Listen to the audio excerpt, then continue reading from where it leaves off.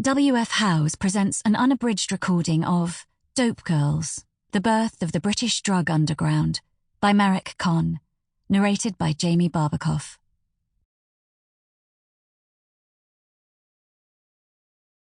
Introduction. The first British underground drug scene took shape in a country traumatised by war, beset by fears of danger from abroad, and bewildered by the upheavals that women were causing as they claimed spaces hitherto assumed to be exclusively for men. Drugs came to be seen as a menace to society during the First World War and its aftermath, taking the nation by surprise. Novel, startling and disturbing, they were seen as a morbid symptom of an onrushing modernity that challenged the existing order at every level, from the imperial to the personal. The moral panic they triggered was a chorus of alarms about a changing world centred upon the behaviour of young women, with external threats personified by men of colour.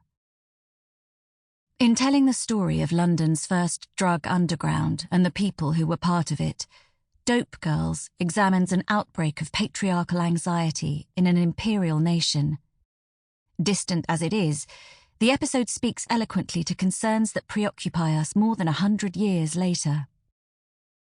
Although the first drug panics were a national sensation, the drug-taking that provoked them was largely confined to the West End of London, together with an eastern enclave in the small Chinese quarter of Limehouse.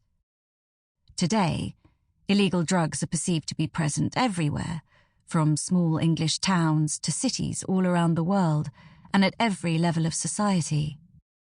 Documentaries, news reports, and dramas create a sense that the traffic is too dizzyingly profitable and the traffickers too terrifyingly ruthless to be eradicated. Now that it has reached such proportions, illegal drug use has lost much of its power to trigger the kind of panics that flared up at intervals over the last century. Panics thrive on novelty and focus points, such as nightclubs on which to seize.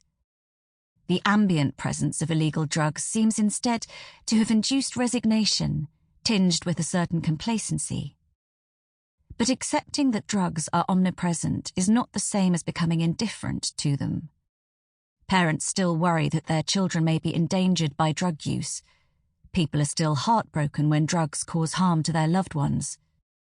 Those feelings are much the same today as they were 100 years ago, although they are set in different frames. Britain was another country in the past, but the people who lived in it are not. Sample complete. Ready to continue?